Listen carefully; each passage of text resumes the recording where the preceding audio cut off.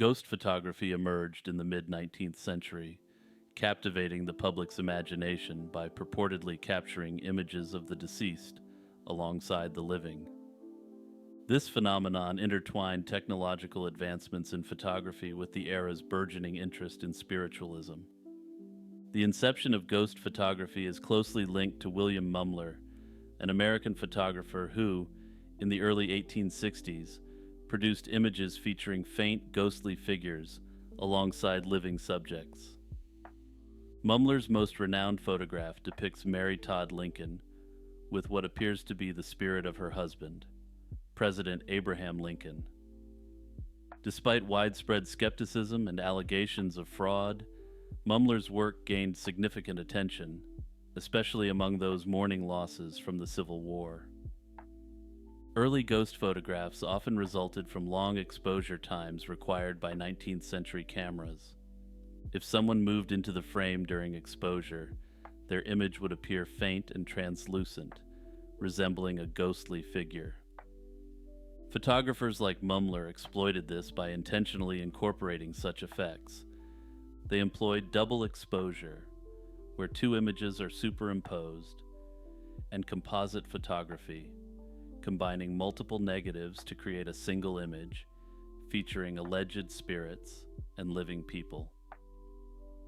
While ghost photography as practiced in the 19th century has now largely faded into history, this practice was the first attempt to capture unseen entities using this now ubiquitous technology.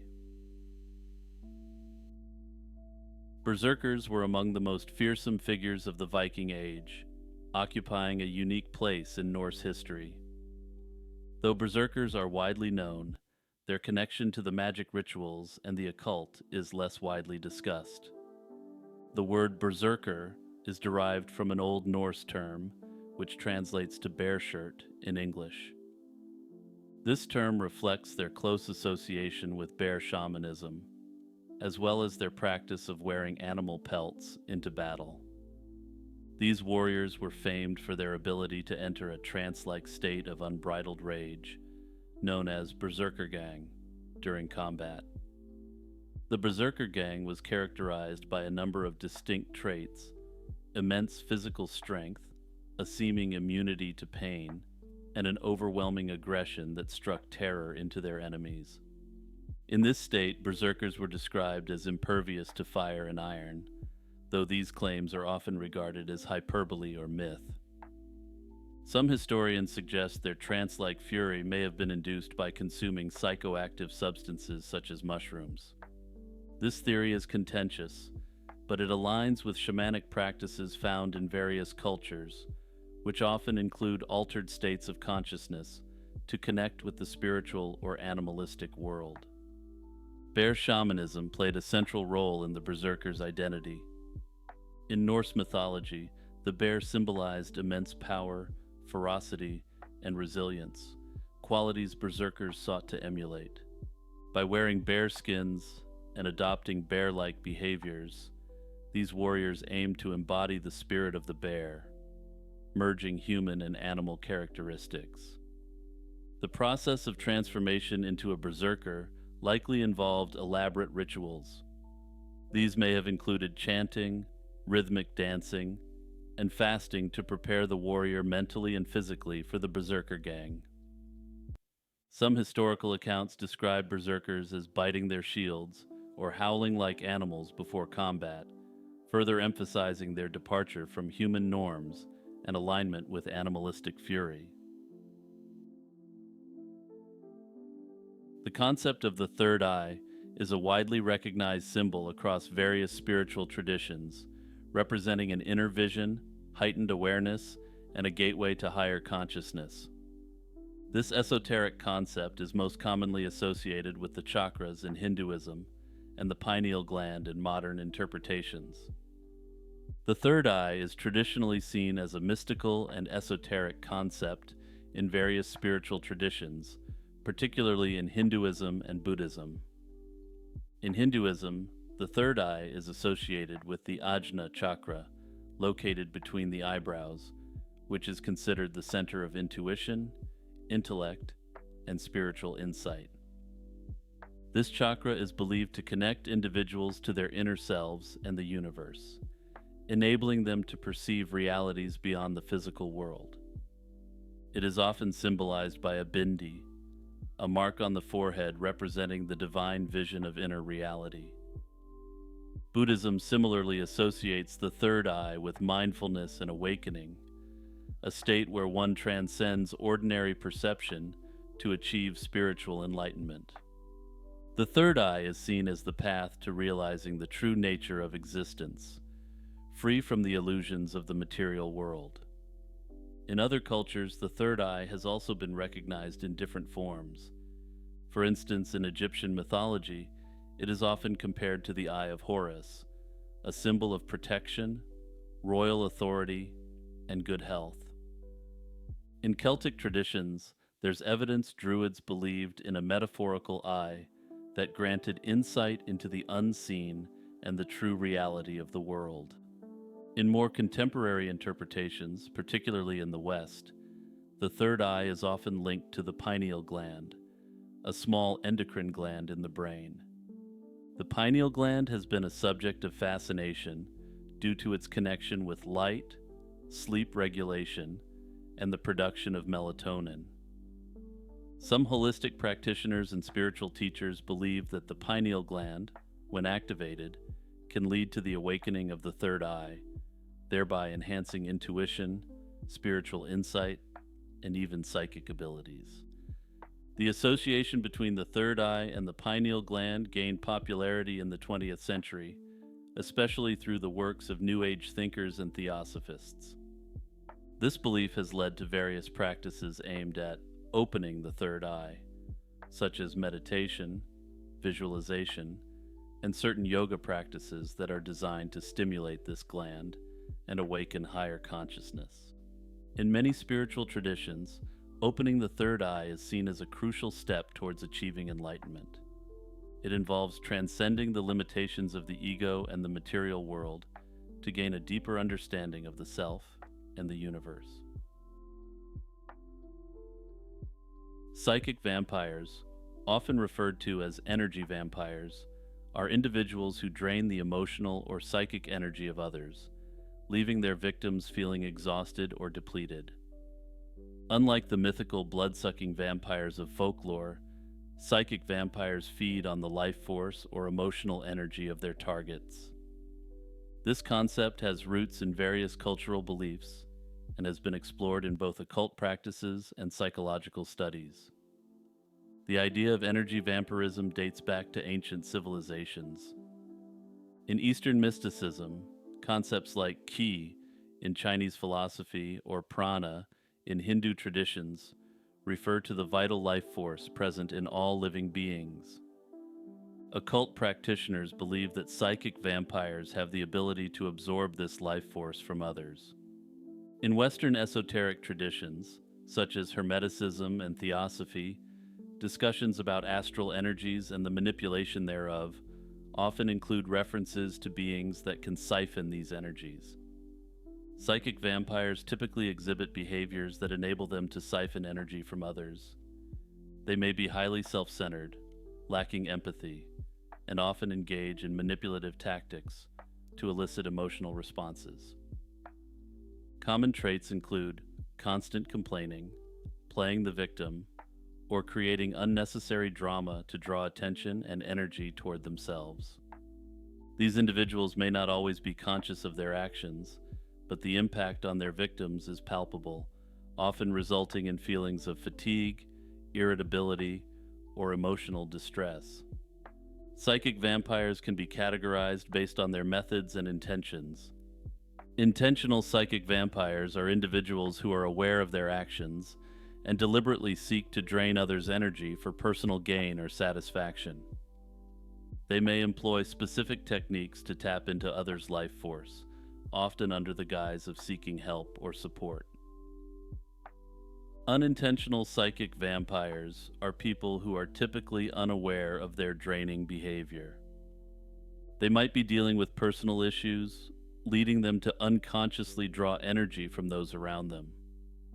Their neediness and constant demands can leave others feeling exhausted and depleted, through no intentional fault of their own. In certain situations, individuals who are not typically energy drainers may become psychic vampires.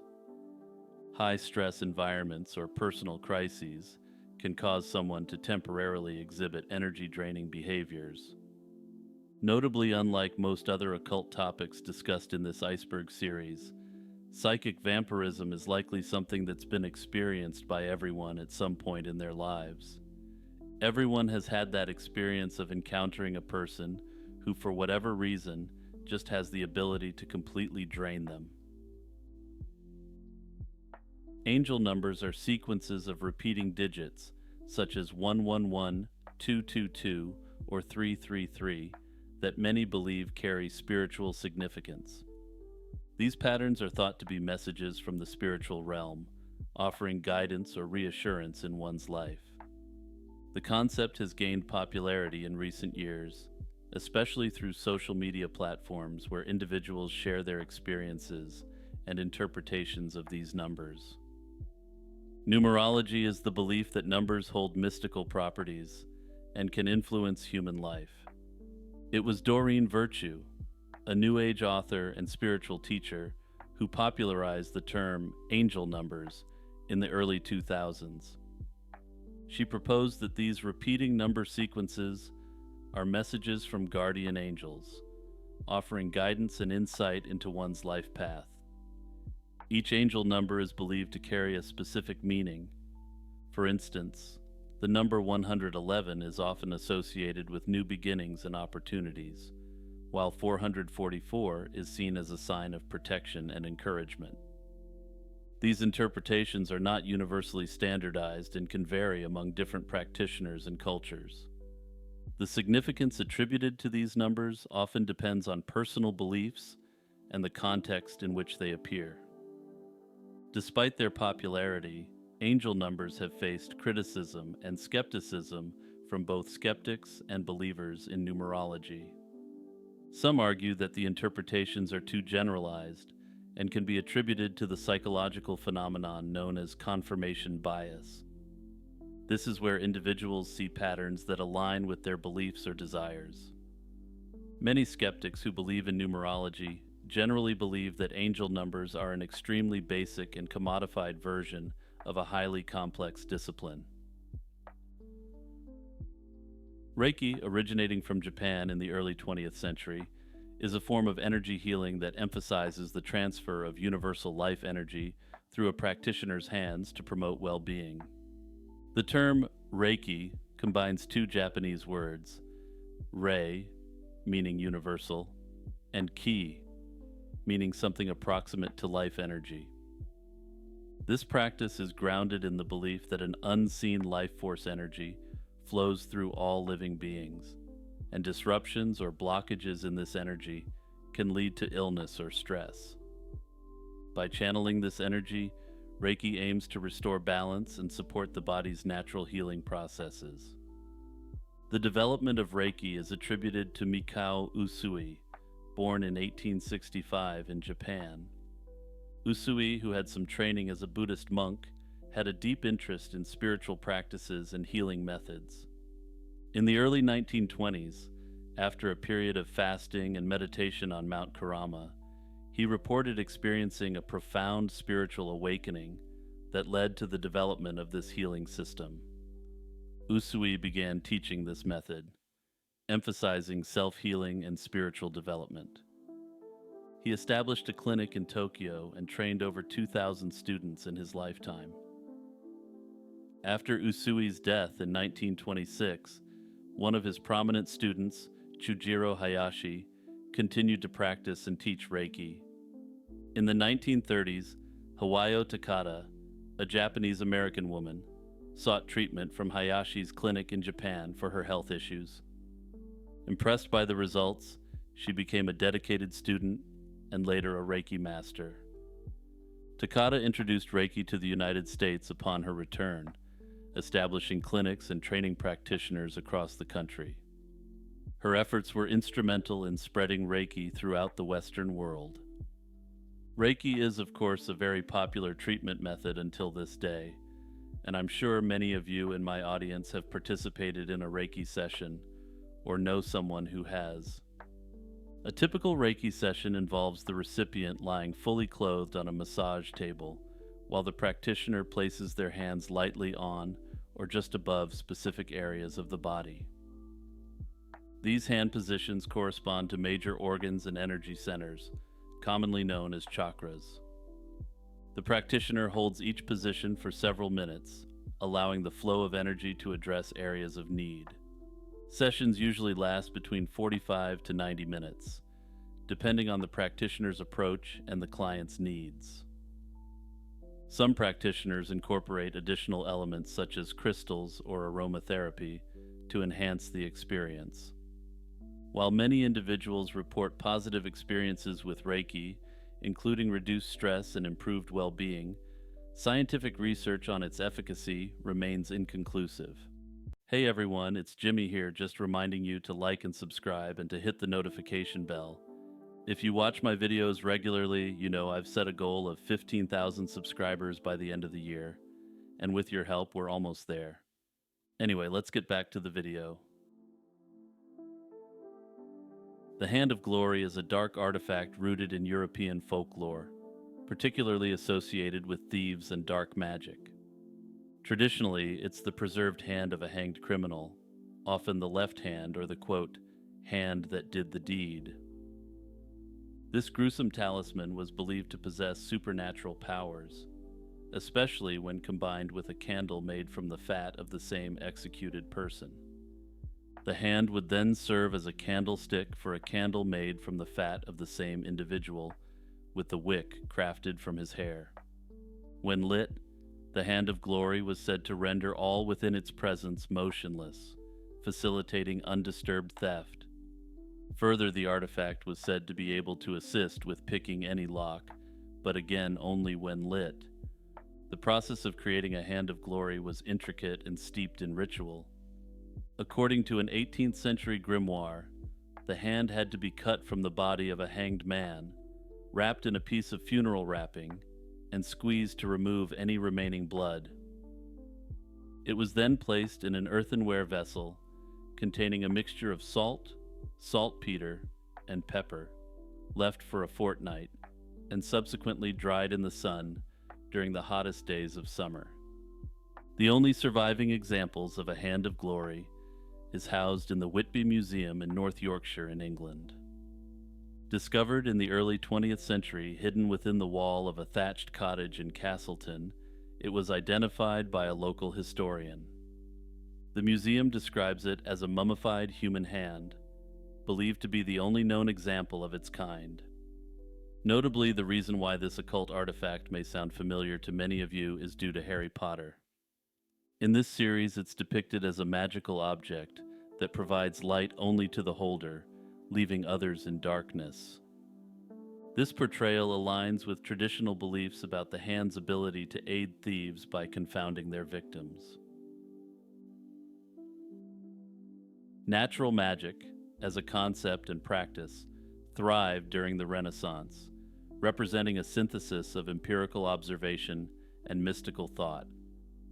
It sought to manipulate and harness the forces of nature, employing materials like plants, stones, and celestial influences to produce specific effects. This branch of magic stood apart from ceremonial magic, which relied on invoking spirits or supernatural beings, and was instead closely aligned with natural philosophy, the precursor to modern science. Natural magic operates on the belief that the universe is interconnected and governed by natural laws, which could be understood and applied.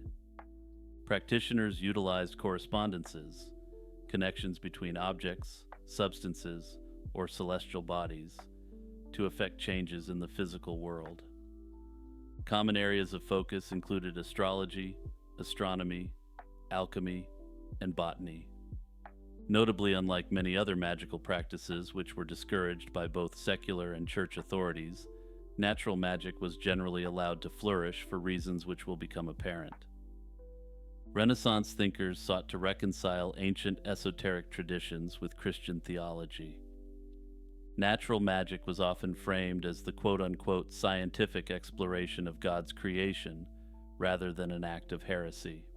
Heinrich Cornelius Agrippa, in his seminal work, 3 Books of Occult Philosophy, described natural magic as the highest form of natural philosophy, merging intellectual inquiry with mystical practice.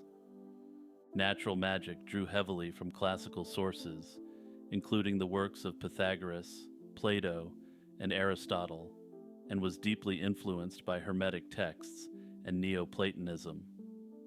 The rediscovery and translation of these works during the Renaissance spurred a renewed interest in esoteric knowledge, blending it with emerging scientific methodologies. While some intellectuals sought to integrate natural magic within a Christian framework, its association with occultism often drew suspicion from religious authorities.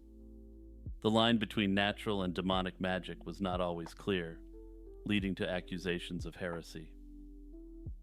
Nevertheless, many argued that understanding and harnessing nature's secrets was a divine pursuit, revealing the complexity and beauty of creation.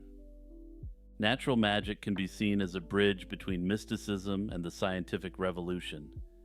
Disciplines like astrology and alchemy, once integral to natural magic, laid the groundwork for modern astronomy and chemistry.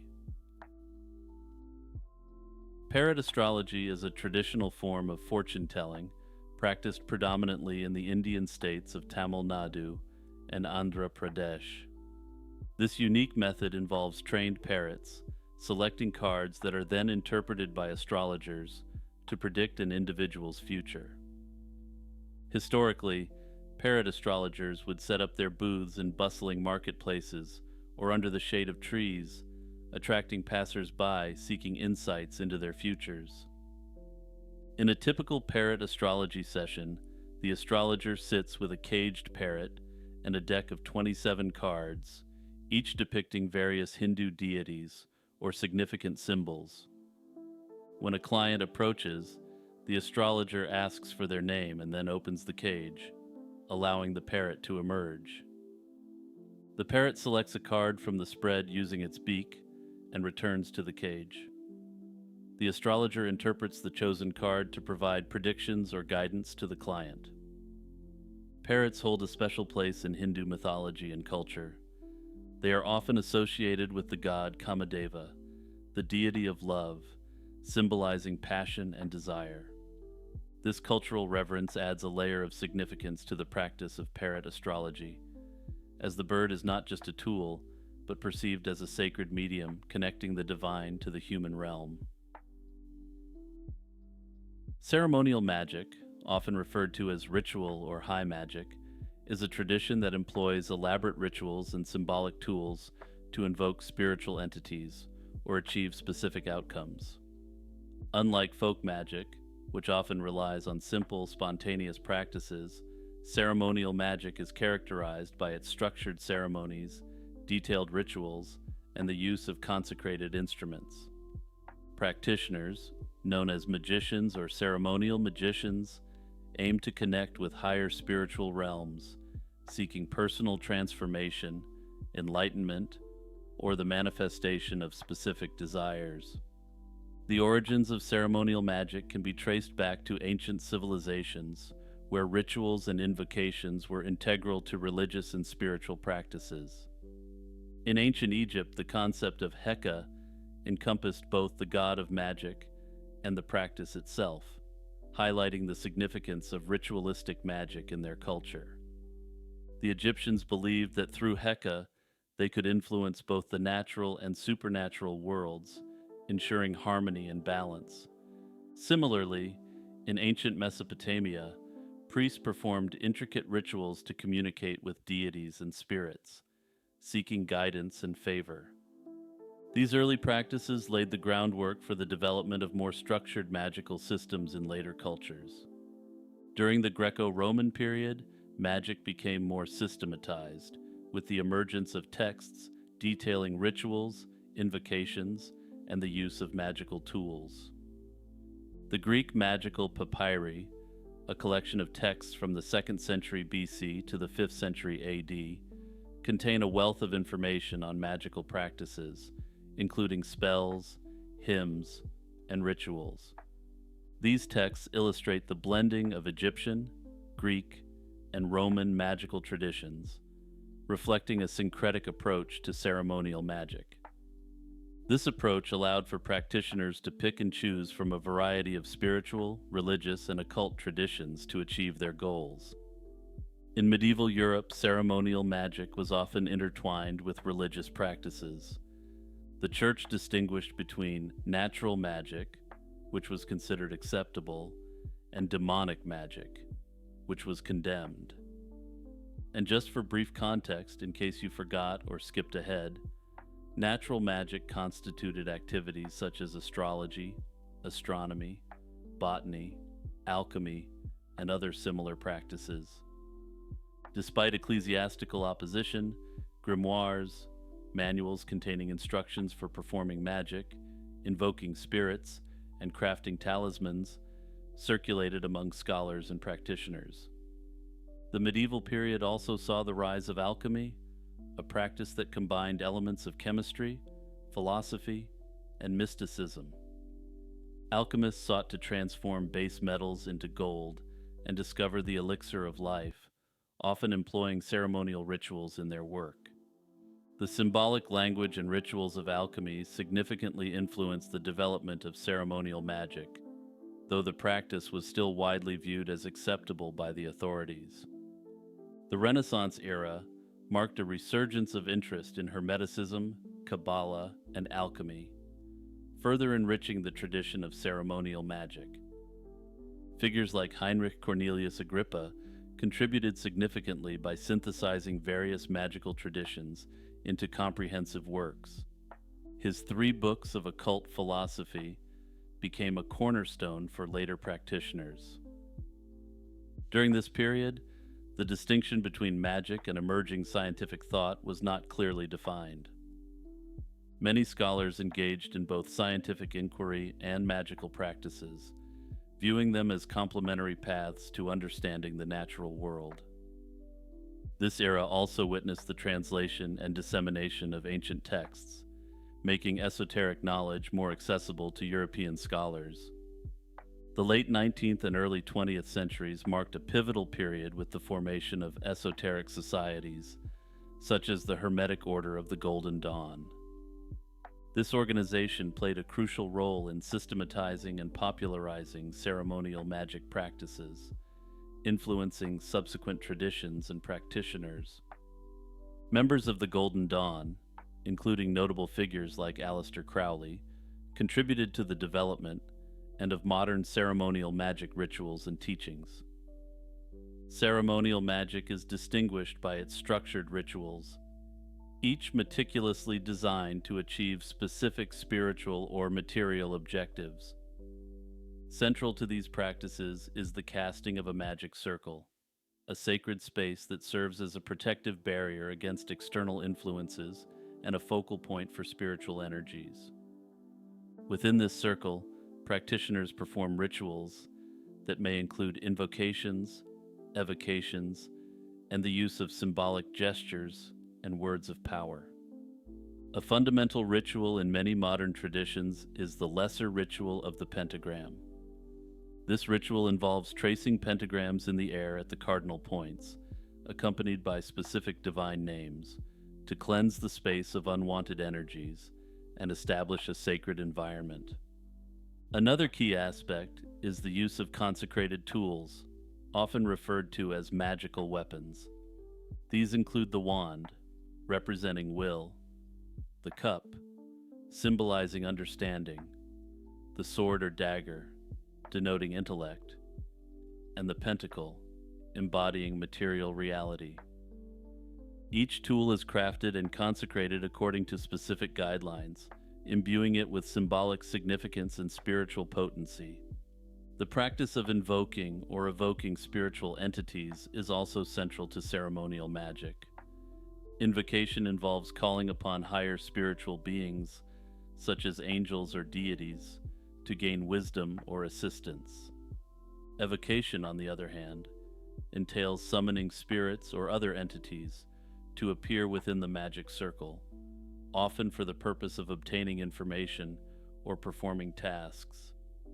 Notably, these two terms are often used interchangeably, with invocation generally involving calling upon angels and invocation generally involving the summoning of demonic entities. Baba Vanga, often referred to as the Nostradamus of the Balkans, was a Bulgarian mystic renowned for her predictions. Born Vangelia Pandeva on January 31, 1911, she lost her sight at the age of 12 after being swept away by a tornado and subsequently found alive with her eyes covered in sand. Her journey into mysticism began in her teens when she reportedly helped her father locate a stolen sheep through a detailed description of its hiding place. By her early 30s, Vanga's reputation as a clairvoyant grew, and she began receiving numerous visitors, including politicians and celebrities, seeking her prophecies. Baba Vanga claimed her visions were given to her by invisible entities and described a process where she felt a presence, sometimes hearing voices, which conveyed information. Among her most notable predictions, Vanga is said to have foreseen 9/11. In 1989, she predicted that American brethren will fall after being attacked by the steel birds. Innocent blood will be gushing. Many interpret this as a reference to the tragic events involving the World Trade Center. Another famous prophecy was her prediction regarding the Kursk submarine disaster in 2000 in Russia. Vanga claimed that Kursk would be covered with water and the whole world will weep over it, a statement made 2 decades prior. Vanga's predictions extended into global politics. She predicted that the 44th President of the United States would be African American, which came true with Barack Obama's election. She also spoke of Europe ceasing to exist by 2017, which some interpret as a prediction of Brexit. Baba Vanga also ventured into the realms of science and extraterrestrial life. She predicted significant scientific advancements, including a cure for cancer involving iron elements, and mentioned contact with extraterrestrial beings. She stated they would arrive on Earth and interact with humans. Despite the impressive accuracy attributed to some of her predictions, skeptics argue that many of these prophecies are either too vague or interpreted post hoc to fit events. There are claims that many predictions attributed to her were fabricated or misinterpreted due to translation issues from Bulgarian and other languages. Throughout her life, Vanga was studied by various Bulgarian and Soviet scientists who were apparently intrigued by her apparent abilities. Some researchers concluded she had an 85% accuracy rate in her predictions, although this figure is widely debated and disputed. Baba Vanga's legacy continues to fascinate people worldwide. Her home in Petrich, Bulgaria, remains a place of pilgrimage. She passed away in Sofia, the capital of Bulgaria, in 1996. Her foresights, whether believed to be divinely inspired or the result of keen intuition, remain a subject of speculation and fascination till this day. Automatic writing, also known as psychography, is the process of writing without conscious intention, often attributed to spiritual or subconscious influences. Practitioners claim that during automatic writing, their hand moves involuntarily, producing text that originates from the subconscious mind or external entities. Historically, automatic writing has roots in various cultural and spiritual practices. In Chinese folk religion, a form known as Fuji involved using a suspended sieve or tray to guide a stick that wrote characters, believed to be messages from deities or spirits. In the West, the practice gained prominence during the 19th century with the rise of spiritualism, where mediums claimed to channel messages from the deceased through automatic writing. Psychologists have studied automatic writing to understand its origins and implications. Some suggest it results from the ideomotor effect, where individuals make motions unconsciously. Others view it as a manifestation of dissociative states, where the person's consciousness is divided, allowing hidden aspects of the psyche to emerge. In contemporary times, automatic writing is often used as a therapeutic tool to explore the subconscious mind. From an occult perspective, automatic writing is viewed as a profound method of accessing wisdom beyond ordinary conscious awareness. Practitioners often describe the process as a gateway to spiritual guidance, or a connection with energies, spirits, or even higher realms of consciousness. They argue that the messages received through automatic writing often carry insights or knowledge that surpass the writer's usual understanding, suggesting an external or deeper internal source. Many believe the practice serves as a direct line to the subconscious mind, enabling individuals to bypass rational filters and tap into buried thoughts, emotions, or even latent creativity. For others, automatic writing is seen as a form of divine communication, where entities such as guides, angels, or ancestors transmit guidance or answers to pressing questions. Proponents also highlight the therapeutic benefits, claiming it facilitates emotional release and fosters self-discovery. Some report feelings of clarity, purpose, or spiritual connection after sessions, emphasizing the transformative power of the experience. However, critics argue that automatic writing lacks empirical evidence and is susceptible to the writer's biases and expectations. They further point out that the content produced often reflects the individual's knowledge and experiences, casting doubt on claims of external influence. The Petrifying Well, also known as the Dropping Well, is located in Knaresborough in North Yorkshire in England. This unique geological formation has the ability to turn everyday objects into stone. The earliest documented reference to the Petrifying Well dates back to 1538, when John Leyland, an antiquary to Henry VIII, mentioned the well in his writings. Leyland described the well as a place where people believed in its miraculous healing powers, often drinking or showering under its waters. The well gained notoriety through its association with the legendary soothsayer Mother Shipton, born Ursula Southiel in 1488. Born in a nearby cave, now known as Mother Shipton's Cave, she was rumored to be the daughter of a local woman and the devil, a claim that added to her sinister reputation. Her association with the well and its perceived magical properties only heightened the site's mysterious allure. According to folklore, Mother Shipton's prophecies included predictions of the Great Fire of London and the defeat of the Spanish Armada. In 1630, the well and the land around it were sold to Sir Charles Slingsby, Queen Elizabeth's courtier. He submerged his family's crest in the well, which petrified, becoming a stony testament to his visit. This event helped elevate the well's status, associating it with the royal court and increasing its allure among the nobility. Sir Charles Slingsby capitalized on its growing fame by charging visitors for tours, making it England's first paid visitor attraction. This move cemented the well's status as a must-see destination, a status it maintains to this day.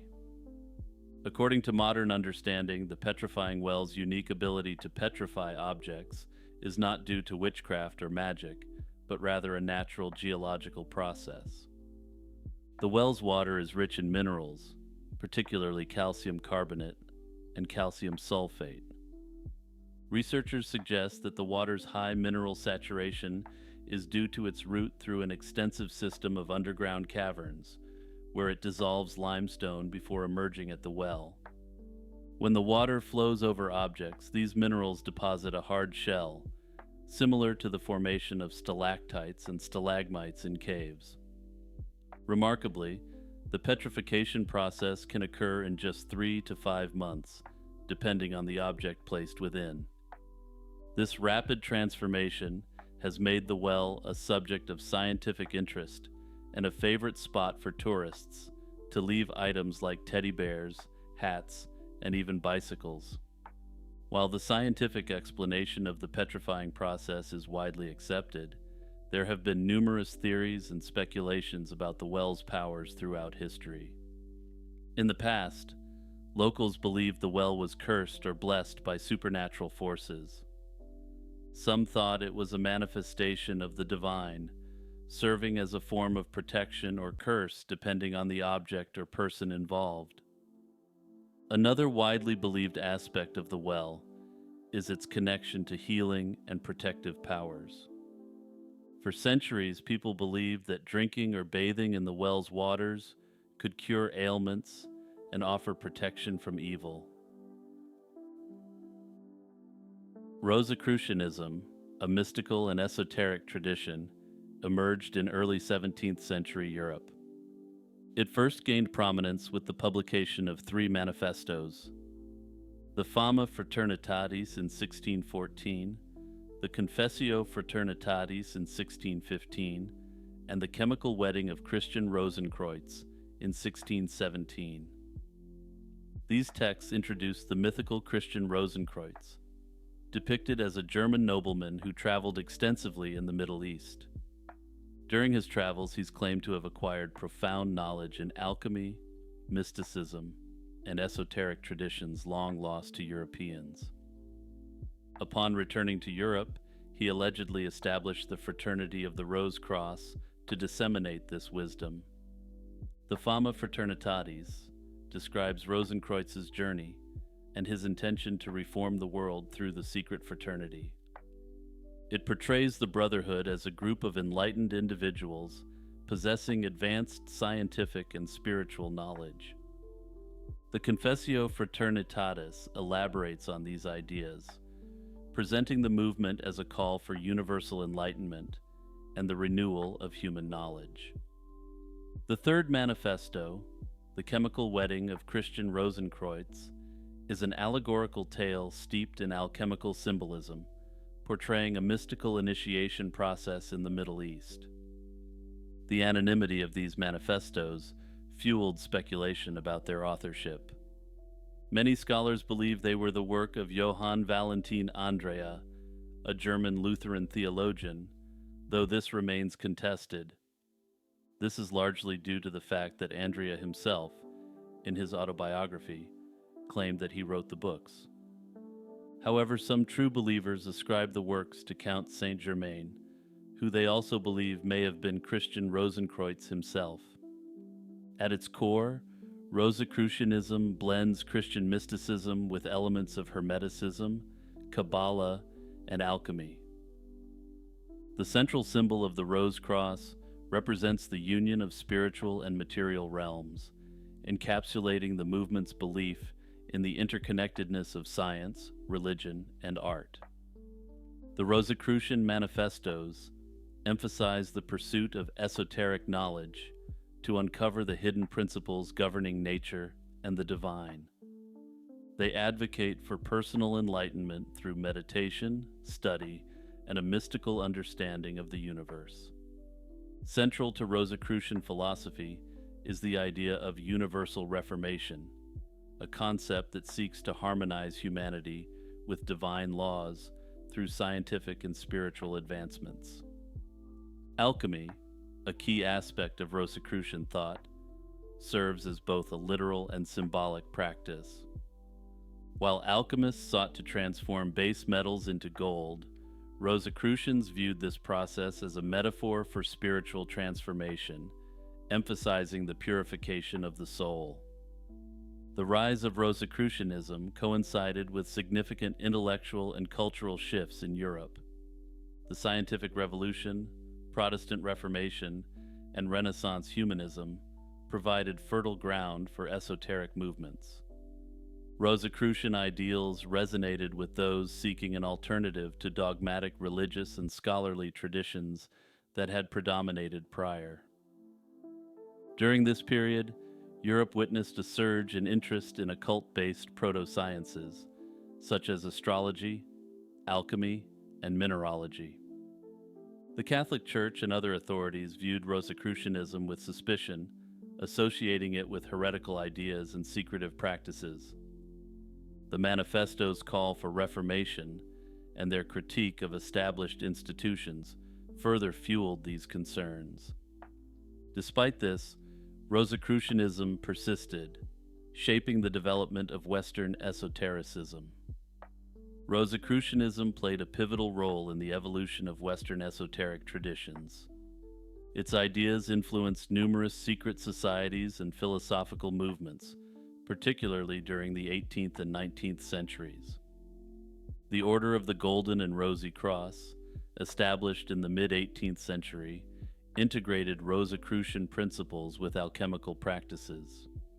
This society emphasized ritualistic teachings and aimed to continue the Rosicrucian legacy of spiritual and intellectual enlightenment.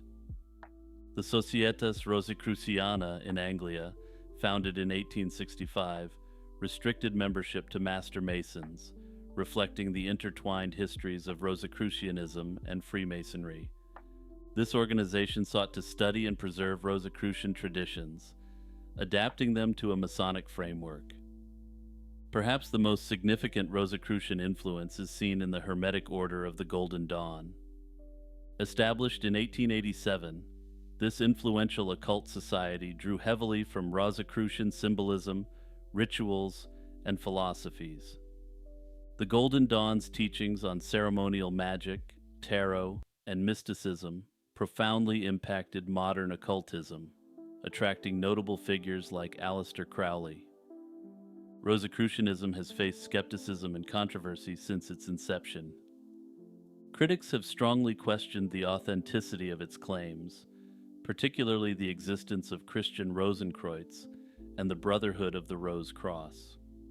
Some historians view the Rosicrucian manifestos as satirical works or allegorical critiques of contemporary society, rather than literal accounts. The secretive nature of Rosicrucian societies has also fueled conspiracy theories, often linking them to Freemasonry, the Illuminati, and other secretive organizations. These associations have contributed to the perception of Rosicrucianism as a mysterious and enigmatic tradition. In Buddhist cosmology, the concept of Preta, commonly known as hungry ghosts, represents beings tormented by insatiable hunger and thirst. Originating from Sanskrit, the term Preta translates to departed or deceased, but within Buddhist teachings, it specifically denotes spirits suffering due to past misdeeds, particularly greed and jealousy. These beings are depicted with emaciated bodies, small mouth-like structures, narrow necks, and distended bellies, symbolizing their unending cravings and the futility of their desires. The portrayal of hungry ghosts serves as a moral lesson within Buddhism, emphasizing the consequences of excessive greed, jealousy, and selfishness.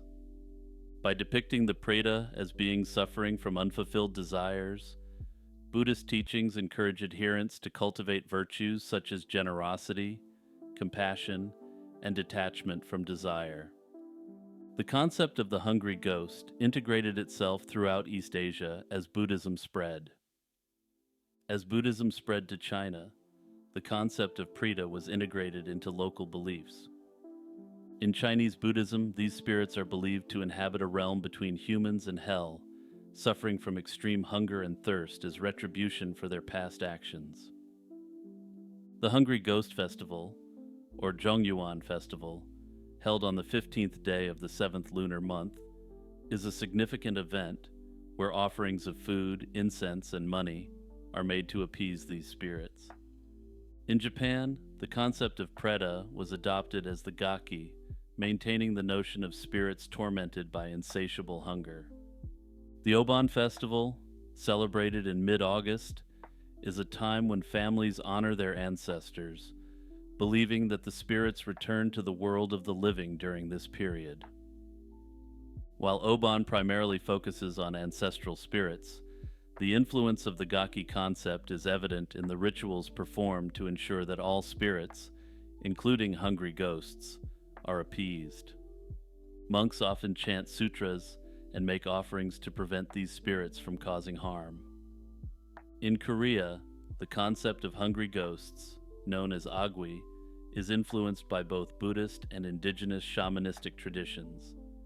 These spirits are believed to arise from unfulfilled desires, excessive greed, or unresolved karmic debt in their past lives.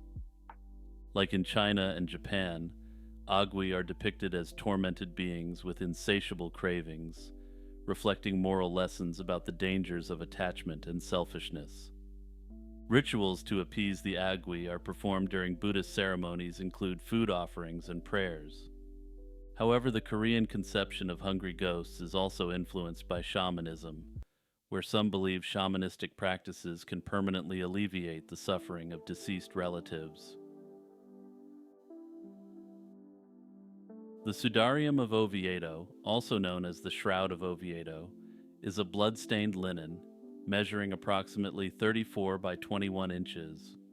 It is a revered religious relic that is believed to be the cloth placed over the face of Jesus Christ after his crucifixion. The earliest mention of the Sudarium dates back to 570 AD, when Antoninus of Piacenza described it being kept in a monastery near Jerusalem. To protect it from the Persian invasion of Jerusalem in 614 AD, the cloth was taken to Alexandria, then through northern Africa, and eventually arrived in Spain. It found refuge in Cartagena, Seville, Toledo, and finally in Oviedo around 718 AD to escape the advancing Moorish forces. King Alfonso II of Asturias built a chapel to house it in 840 AD, and it has remained in the Cathedral of San Salvador in Oviedo ever since. The Sudarium is a simple linen cloth with no image but is marked with numerous bloodstains. In 1989, a comprehensive investigation was conducted by the Spanish Center for Sindonology. This study, involving experts from various fields, analyzed the cloth's bloodstains, pollen grains, and fabric structure. Carbon dating tests have suggested that the Sudarium dates back to the 7th century. However, these results have been considered imprecise, and further testing is required to confirm the exact age. The presence of pollens from Palestine, North Africa, and Spain further supports the historical journey of the Sudarium as documented through various periods. One of the most intriguing aspects of the Sudarium is its potential connection to the Shroud of Turin. Researchers have used a method called polarized image overlay technique to compare blood-stain patterns on both cloths, finding over 100 points of correspondence. The blood on the Sudarium is type AB, which matches the blood type found on the Shroud of Turin, and is relatively rare among medieval Europeans, but common in the Middle East. These similarities suggest that the same person could have been wrapped in both cloths, with the Sudarium used initially to cover the head before the shroud was placed over the entire body. Findings indicate that the cloth was placed on a head tilted forward and to the right, consistent with someone who was crucified.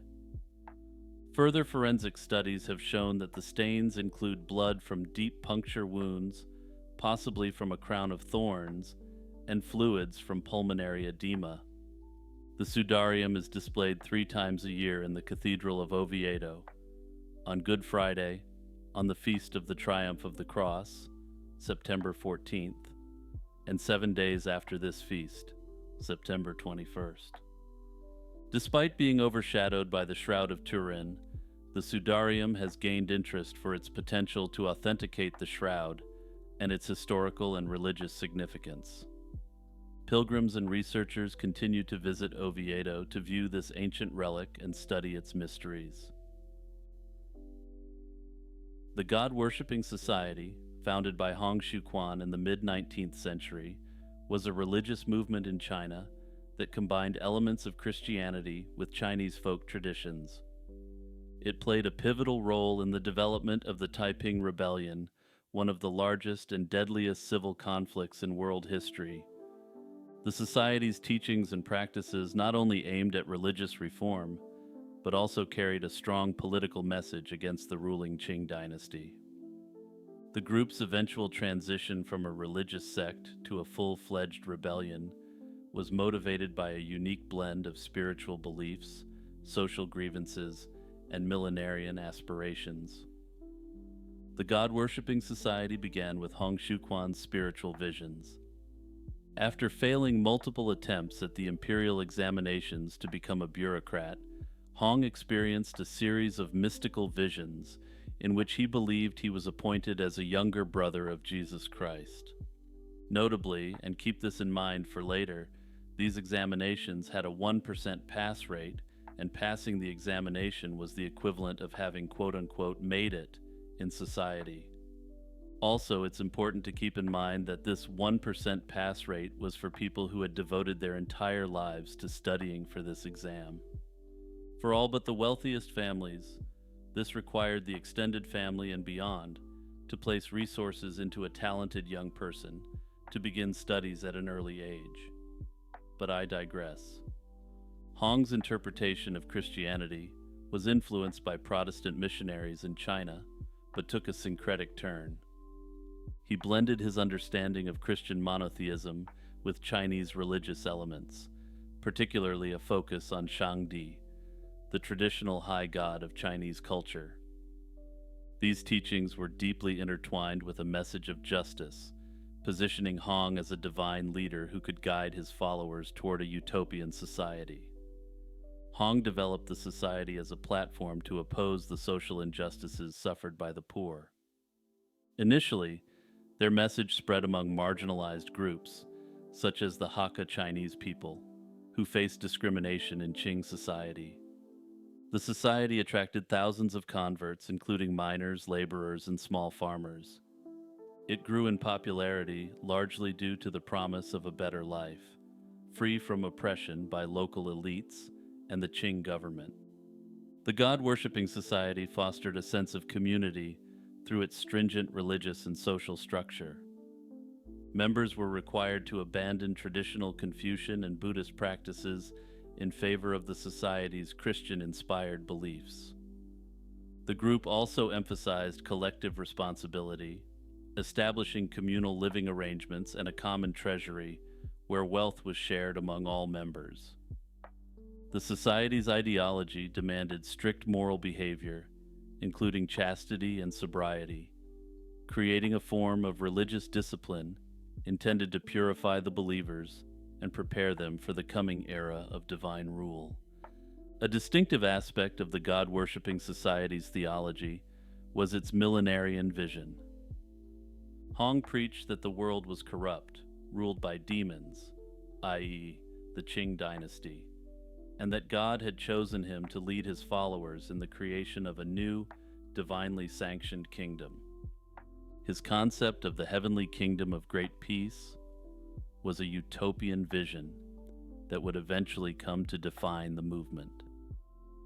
This kingdom was intended to be a theocratic state that would replace the Qing dynasty, governed by principles of equality and justice. As the God-worshipping society expanded, it began to take on a more militant character.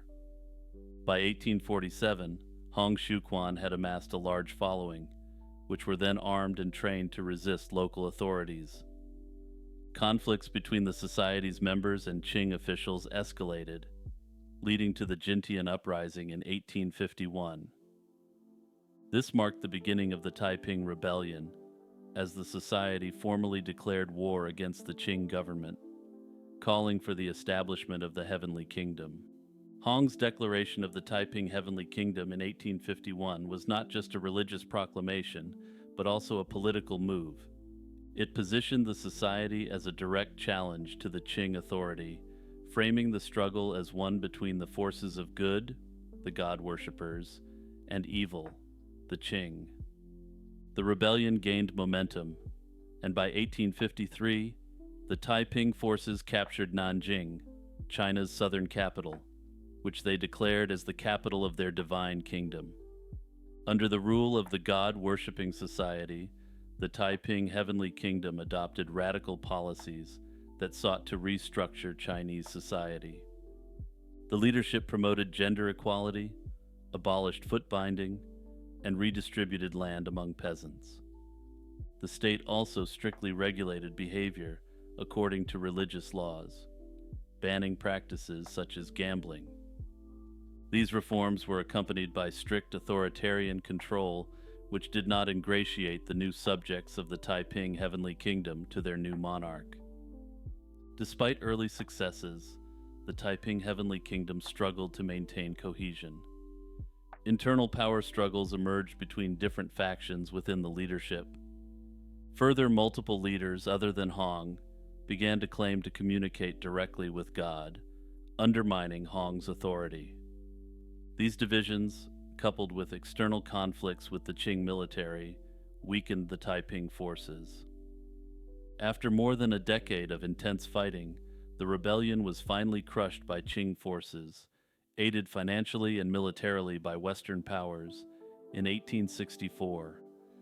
The question of whether Hong Xiuquan truly believed in his divine visions, or whether he was motivated by a hunger for power, has been subject to significant debate. Hong's spiritual experiences, especially his claim of being the younger brother of Jesus Christ, appear sincere at the outset, with some claiming that this was likely the result of a mental break. According to this theory, Hong, after failing the bureaucratic examinations, collapsed upon the realization that he had let down his entire extended family who were relying upon his success. However, it's speculated that he recovered from this experience and continued to play the role of the divine king of the Taiping Kingdom as a way of increasing his power. Personally, I can't think of another time an occult-based secret society governed tens of millions of people, so I find the story of the God-worshipping society particularly intriguing. Nostradamus is perhaps the most famous seer in history that is not a holy man, with some placing significant weight upon his prophecies. His book, generally known in English as The Prophecies, and published in 1555, contains hundreds of cryptic quatrains that many believe predict future events. These prophecies have intrigued people for centuries due to their perceived accuracy and the mysterious nature of their language, which blends French, Latin, and Greek. Nostradamus wrote his prophecies as a series of quatrains, four-line verses that were deliberately vague and obscure. This ambiguity has been a key factor in the endurance of his prophecies, as it allows for broad interpretations.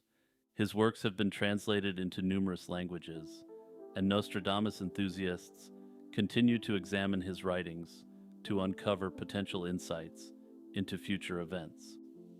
Despite his cryptic language, Nostradamus gained substantial fame during his lifetime, largely due to the endorsement of influential figures like Catherine de' Medici, Queen Consort of France. She invited Nostradamus to her court in 1556, and his reputation as a visionary grew considerably. One of Nostradamus's most famous alleged predictions is the Great Fire of London in 1666. A particular quatrain, "The blood of the just will be demanded of London, burnt by fire in the year 66, is frequently cited as a direct reference to this event. The fire, which ravaged large parts of the city, broke out in early September 1666, and has often been interpreted as a fulfillment of this prophecy. While the prediction mentions the number 66 and a disaster befalling London, critics argue that the verse is too vague, and there are no clear references to the specific nature of the fire. Nonetheless, the close match of the year and location has made this one of the most cited accurate prophecies attributed to Nostradamus. One of Nostradamus's most chillingly accurate predictions, according to his followers, was the death of King Henry II of France. Nostradamus wrote, "The young lion will overcome the older one. On the field of combat in a single battle, he will pierce his eyes through a golden cage, 2 wounds made 1, then he dies a cruel death." In 1559, Henry was killed during a jousting match when his opponent's lance shattered and a fragment pierced the king's visor, entering his eye and fatally injuring him. The accuracy of the prophecy, including references to a golden cage and two wounds made one, has made it one of the most famous examples of Nostradamus's supposed abilities. Another popular interpretation of Nostradamus's quatrains involves U.S. President John F. Kennedy. A verse translated to mean, "The great man will be struck down in the day by a thunderbolt," an evil deed foretold by the bearer of a petition, has been associated with the events of November 1963. Notably, the popularity of Nostradamus seems to increase after major world events, with true believers trying to interpret which quatrain said event may be related to. Remember to like and subscribe, and also click the share button and notification bell, and check out my other content on mysteries, urban legends, demonology, true crime, and more.